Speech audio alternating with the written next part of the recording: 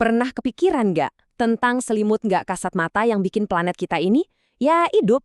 Hari ini kita bakal kupas tuntas soal perisai super canggih yang menyelimuti bumi, atmosfer. Jawabannya ada persis di atas kepala kita. Ini adalah lautan udara yang luas dan super kompleks, dan hari ini kita akan menjelajahinya bareng-bareng. Ternyata nih, atmosfer kita itu nggak cuma satu lapisan tunggal loh, tapi mirip kayak kue lapis. Setiap lapisannya punya tugas yang unik dan penting banget. Yuk kita mulai perjalanan kita ke atas buat lihat apa aja sih fungsi keren dari tiap lapisannya. Nah, ini dia peta perjalanan kita. Kita bakal mulai dari dasarnya dulu, terus naik lewat troposfer, stratosfer, mesosfer, dan terakhir sampai ke gerbang menuju luar angkasa. Siap? Oke, kita mulai dari yang paling dasar. Sebenarnya, apa sih atmosfer itu? Dan kenapa tanpanya planet kita ini cuma bakal jadi bola batu yang mati dan beku?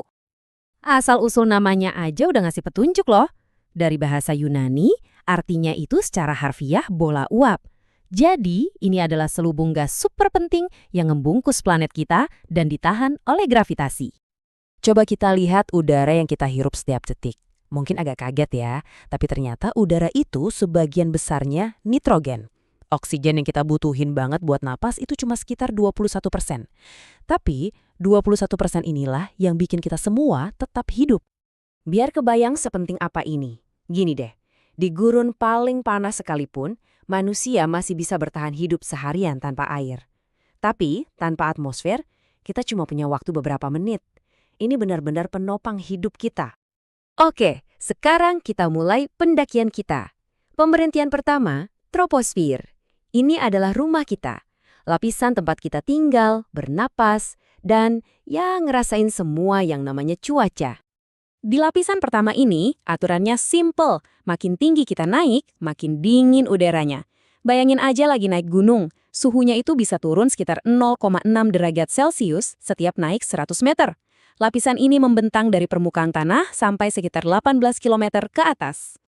Jadi, yang perlu kita ingat soal troposfer, semua cuaca yang pernah kita alami, angin, hujan, badai petir, semuanya terjadi di sini.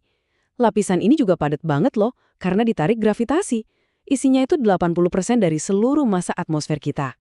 Cara paling gampang buat ngebayanginnya adalah sebagai ruang mesin planet kita. Semua sistem cuaca yang rumit itu dirakit dan diciptakan di dalam lapisan yang super dinamis ini.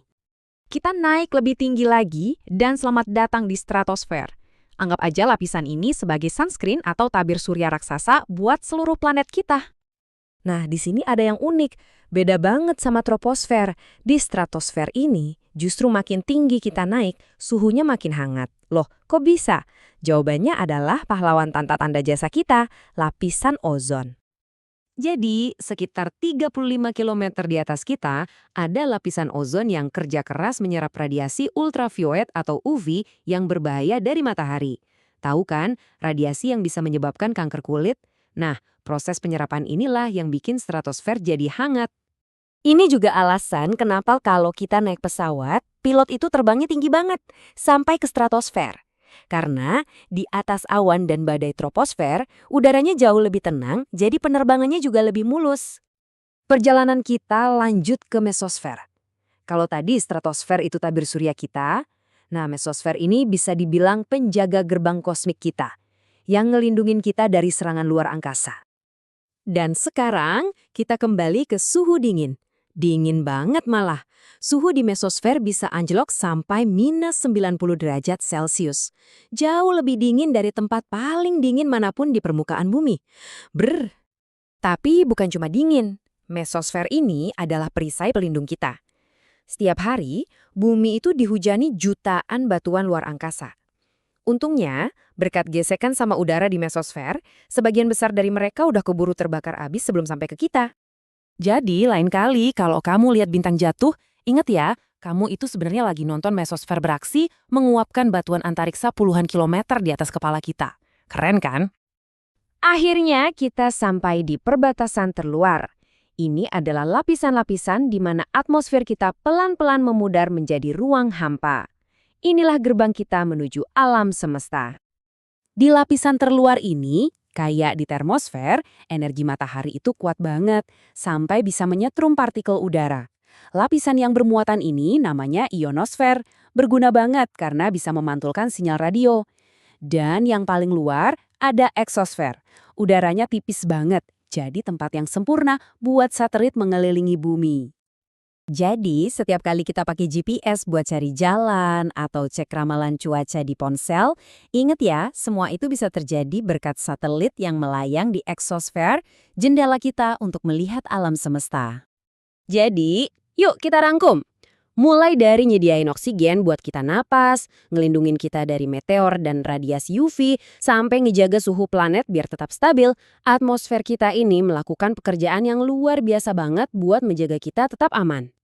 Perjalanan kita menembus lapisan-lapisan ini nunjukin betapa rumit dan pentingnya sistem ini. Dan ini bikin kita bertanya, kalau atmosfer sudah begitu baik melindungi kita, gimana ya cara kita bisa melakukan hal yang sama untuknya? Sesuatu untuk kita renungkan. Terima kasih sudah menyimak.